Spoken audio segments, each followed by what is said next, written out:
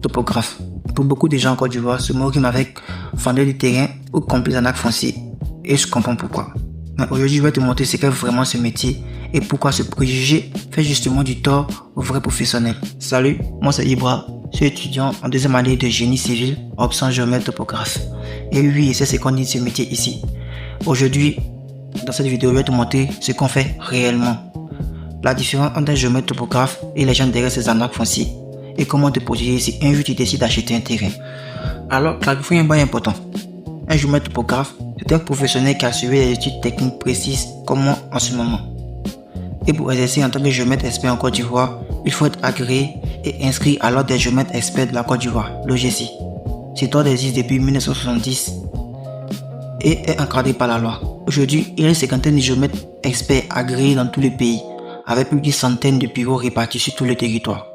Donc concrètement, ce n'est pas un titre que n'importe qui peut s'attribuer. C'est un cercle encadré, contrôlé, avec des règles précises. Le problème, c'est dans le foncier.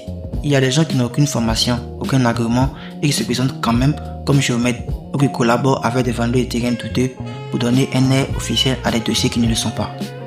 Ce sont ces pratiques-là qui ont sali l'image du vrai métier. Et je le comprends honnêtement. Quand tu entends parler des arnaques foncières dans les journaux ou autour de toi, tu ne fais pas forcément la différence entre le vrai professionnel et celui qui usurpe le titre. Alors, qu'est-ce qu'on fait vraiment? Le travail d'un géomètre, c'est l'inverse d'une arnaque. C'est de mesurer avec précision un terrain. On appelle ça un levé topographique. C'est d'établir des plans techniques. C'est faire un bornage contradictoire. Plus précisément, c'est de délimiter un terrain en présence des voisins et de toutes les personnes concernées pour que personne ne puisse contester après. Il y a aussi un travail de calcul, de dessin technique et aujourd'hui de plus en plus de logiciels numériques, les logiciels de dessin, les GPS de précision et aussi les drones pour scanner un terrain en 3D. En tout cas, ce que vous devez savoir, c'est qu'un géomètre ne vend pas un terrain, il le sécurise. Donc si un jour tu vas acheter un terrain, voici ce premier qu'il faut savoir. Vérifie bien que le géomètre impliqué est bien agréé et inscrit à l'OGC. Un dossier sérieux doit inclure un bornage contradictoire et des documents reconnus par un professionnel, pas juste un accord verbal ou un plan fait à la va-vite. Ok, dans ma prochaine vidéo, je vous montrerai vraiment quels sont les domaines d'activité du géomètre topographe et quel est le matériel qu'on utilise.